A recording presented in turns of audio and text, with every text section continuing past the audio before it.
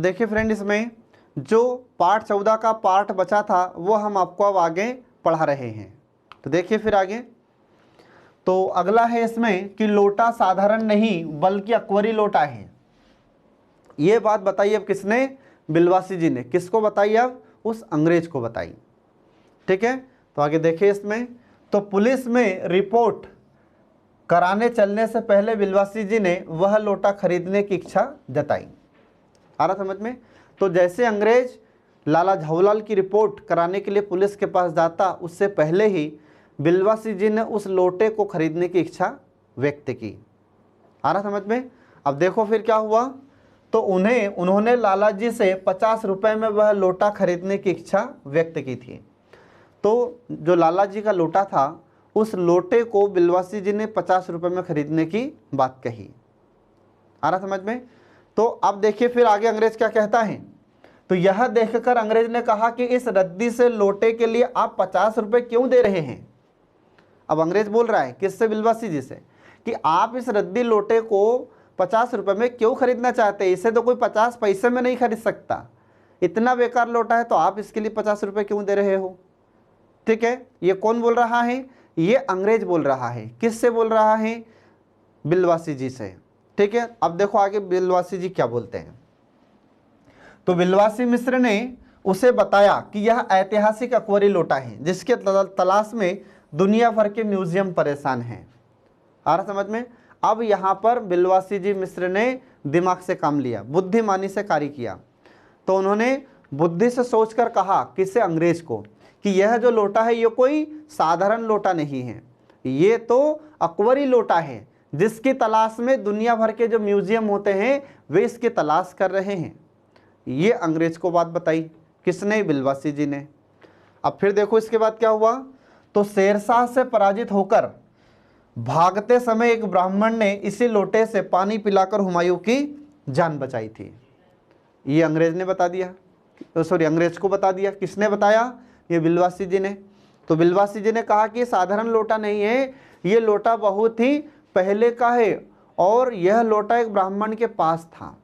ठीक है, और जब शेरशाह सूरी से पराजित होकर हुमायूं भाग रहा था तो उसी समय एक ब्राह्मण था जिसके हाथ में यह लोटा था, और इस लोटे से हुमायूं को उस ब्राह्मण ने पानी पिलाया और उस हुमायूं की जान बच गई। तो अंग्रेज ने सोचा कि वाकई में यार बहुत चमत्कारी लोटा है ये तो। आ रहा समझ में? और अंग्रेजों को जो पुरानी चीज़ें होती हैं उनको संग्रहित करने का शौक होता है।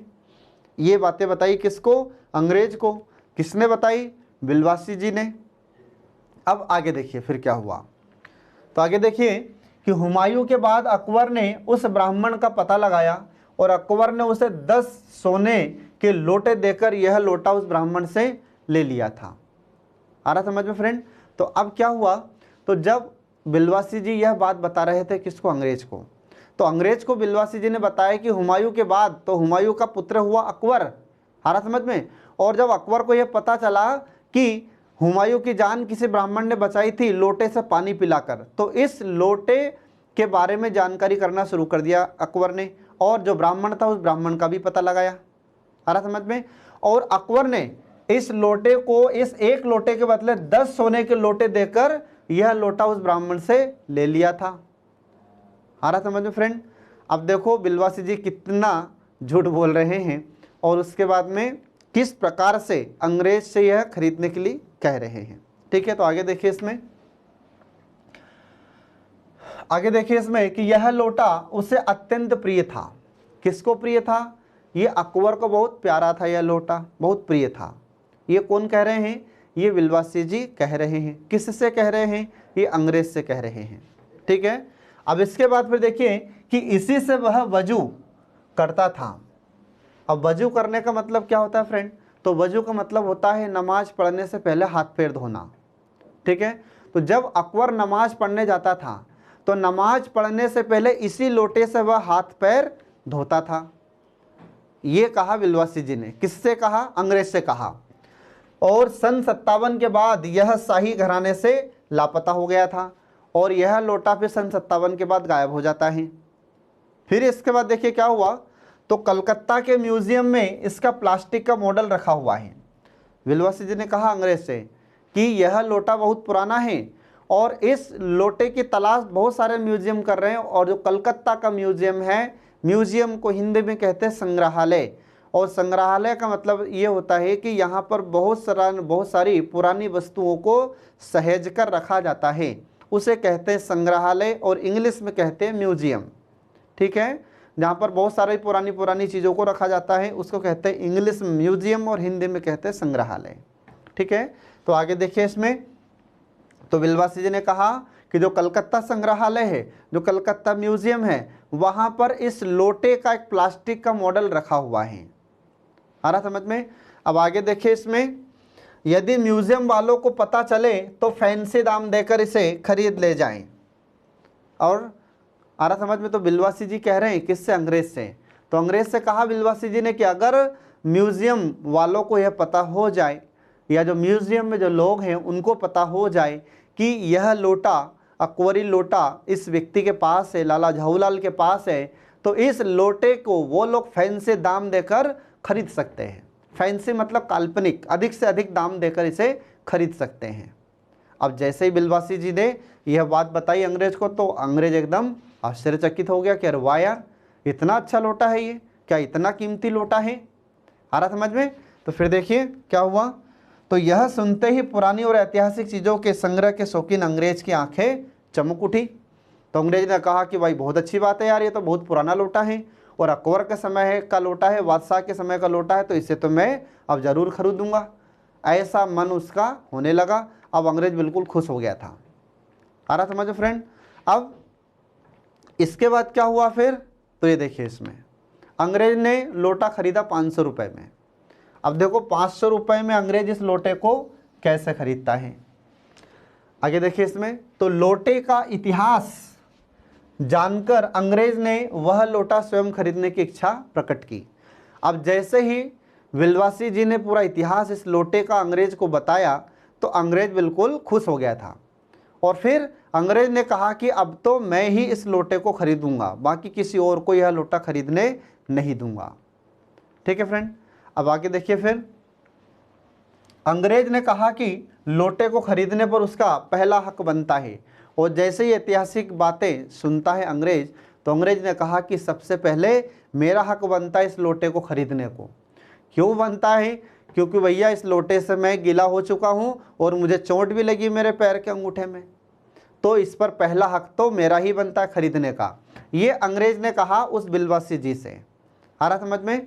तो आगे देखिए फिर, बिलवासी जी ने भी वह लोटा खरीदने की प्रबल इच्छा प्रकट की। अब बिलवासी जी भी कह रहे हैं कि नहीं भैया मैं भी खरीदूंगा इस लोटे को। आ रहा समझ में? अब एक तरफ अंग्रेज बोल रहा है और एक तरफ बिलवासी जी भी अपनी इच्छा व्यक्त कर रहे हैं। बिलवासी जी भी कह रहे हैं कि मैं भी इस ऐतिहासिक लोटे को ही खरीदूंगा। आ रहा समझ में? तो फिर देखो इसमें क्या हुआ, दोनों ने लोटे के लिए बोली लगाना शुरू किया और अंत में अंग्रेज ने वह लोटा 500 रुपये में खरीद लिया। अब दोनों ने बोलियां लगाना शुरू किया। किसने? तो बिलवासी जी ने भी बोलियां लगाई और अंग्रेज ने भी बोलियां लगाई। तो अंत में फिर कितने रुपए में अंग्रेज ने इस लोटे को खरीदा? तो अंत में अंग्रेज ने इसे 500 रुपये में इस लोटे को खरीद लिया। आ रहा समझ में? अब इसके बाद देखिए, तो बिलवासी जी के पास 250 रुपये से ज़्यादा नहीं थे और इस तरह लोटा खरीद कर अंग्रेज बहुत ही प्रसन्न हुआ। अब बिलवासी जी भी लोटे को खरीदने की बात तो कर रहे थे, परंतु इनके पास 250 रुपये से ज़्यादा नहीं थे। और ये 250 रुपये भी कहाँ से लाए थे ये? तो ये अपनी पत्नी के पैसे थे, वह पैसे लेकर आए थे और इनकी पत्नी को पता भी नहीं था। ठीक है, और फिर बाद में क्या हुआ? तो बाद में अंग्रेज ने इस लोटे को खरीद लिया था। आ रहा समझ फ्रेंड? अब इसके बाद देखो फिर क्या हुआ, तो आगे सुनिए इसमें, कि मेजर डगलस ने खरीदा जहांगीरी अंडा। अब ये क्या है फ्रेंड? तो हम आपको आगे बताते हैं। देखिए, तो 500 रुपये में भी लोटा खरीदने पर अंग्रेज इसलिए खुश था क्योंकि अब उसे अपने पड़ोसी मेजर डगलस की डींगे नहीं सुननी पड़ेंगी। आ रहा समझ में? तो ये क्या हुआ, तो जब अंग्रेज ने 500 रुपये में लोटा खरीद कर ले गया, तो उसे फिर भी दुख बिल्कुल नहीं था। क्यों? क्योंकि उसका एक पड़ोसी था जिसका नाम था मेजर डगलस, और वह मेजर डगलस इसके सामने, इस अंग्रेज के समक्ष बड़ी बड़ी बातें करता था। डींगे हाँकने का मतलब होता है बड़ी बड़ी बातें करना। ठीक है, तो यह डींगे उसको अब नहीं सुननी पड़ेंगी, यह बड़ी बड़ी बातें अब उसे नहीं सुनना पड़ेगा। किसको? अंग्रेज को। अब इसके बाद देखिए फिर तो गत वर्ष वे हिंदुस्तान से जहांगीरी अंडा खरीद कर ले गए थे। तो पिछले साल, यह गत का मतलब होता है बीता हुआ, ठीक है। तो जो गत वर्ष था, बीता हुआ वर्ष था, तो मेजर डगलस 300 रुपये में ये जहांगीरी अंडा खरीद कर ले गया था। आ रहा समझ में? और फिर अंग्रेज ने कहा कि अब मैं उसे बताऊंगा कि देखो मैंने अब 500 रुपये में अकबर का लोटा खरीद कर लाया हूँ। और जो जहांगीरी अंडा था, तो जहांगीर अंडा किसके पास था? जहांगीर के पास, इसलिए नाम हुआ था उसका जहांगीरी अंडा। और मैं खरीद कर लाया हूँ अकबरी लोटा। तो अकबरी लोटा मतलब अकबर के पास था यह लोटा। और अकबर कौन था? तो जहांगीर का पिता था अकबर। आ रहा समझ में? तो ज़्यादा फिर प्रतिष्ठा किसकी होगी? तो बोले मेरी होगी। यह सोचकर अंग्रेज बहुत खुश हो रहा था, ठीक है। तो आगे देखिए फिर इसमें विलवासी जी या विलवासी मिश्र के पूछने पर अंग्रेज ने बताया हुई वह अंडा उस कबूतर का था जिसने नूरजहां से जहांगीर का प्रेम कराया था, ठीक है। अब विलवासी जी ने पूछा कि भाई जहांगीर अंडा क्या था, ये किसके पास का था?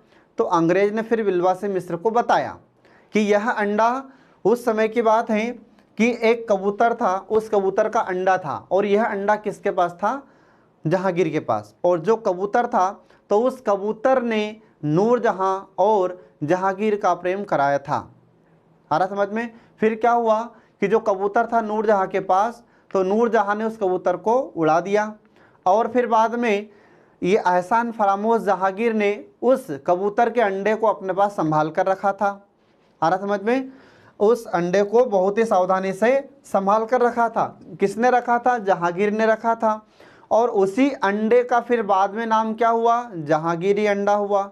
और उसी जहांगीरी अंडे को मेजर डगलस ने 300 रुपये में खरीद कर ले गया था। आ रहा समझ में?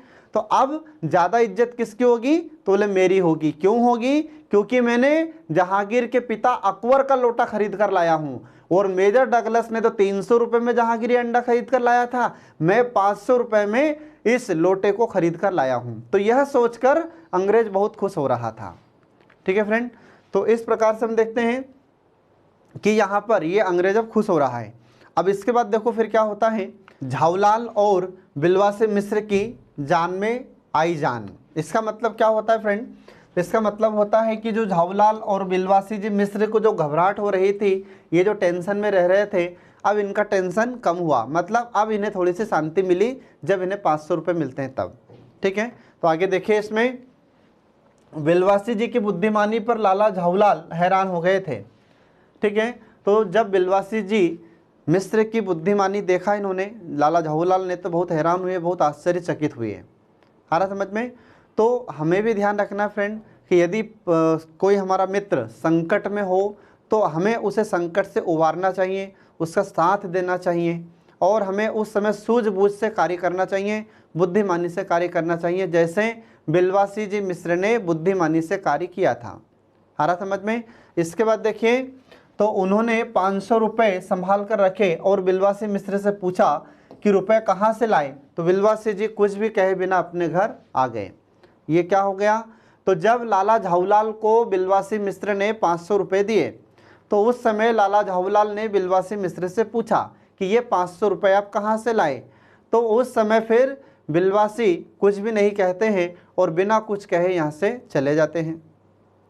आ रहा समझ में? फिर इसके बाद क्या हुआ, तो रात में जब उनकी पत्नी सो गई, तब उन्होंने अपनी पत्नी की गले से सिकड़ी, जंजीर या गहना निकालकर उसमें से चाबी से बंद संदूक खोला और उसमें 250 रुपये ज्यों के त्यों उन्होंने रख दिए। आ रहा समझ फ्रेंड? तो ये क्या हुआ, तो जो विलवासी मिश्र थे, पैसे इनके पास भी नहीं थे, तो ये तो 250 रुपये कहाँ से लेकर गए थे? तो ये 250 रुपये अपनी पत्नी के लेकर गए थे। किसको देने के लिए? ये लाला झावलाल को देने के लिए। आ रहा समझ में? अब जो विलवासी मिश्र थे, तो इन्होंने ये 250 रुपये जैसे निकाल कर ले गए थे, वैसे के वैसे वापस संदूक में रख देते हैं। तो संदूक में कैसे रखते हैं? तो ये इनकी पत्नी के गले में एक जंजीर या अपन उसको कहते हैं गहना, ठीक है, उसको उनकी भाषा में ये लोग सिकड़ी कहते थे, ठीक है। तो इस सिकड़ी से उन्होंने चाबी को निकाला और उस चाबी से संदूक का ताला खोलकर वे 250 रुपये या 250 रुपये ज्यों के त्यों उन्होंने रख दिया। आ रहा समझ में।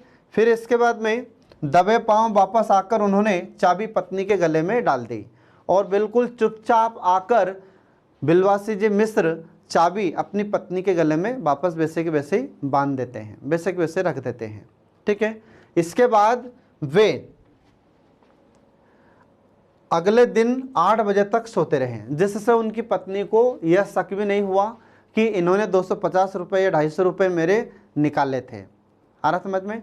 तो इस प्रकार से यहाँ पर यह कहानी खत्म हो जाती है, समाप्त हो जाती है फ्रेंड। तो इस कहानी से आप क्या सीखें? तो इस कहानी से आपको बहुत अच्छी प्रेरणा यह मिलती है कि बुरे वक्त पर हमें अपने मित्रों की सहायता करनी चाहिए।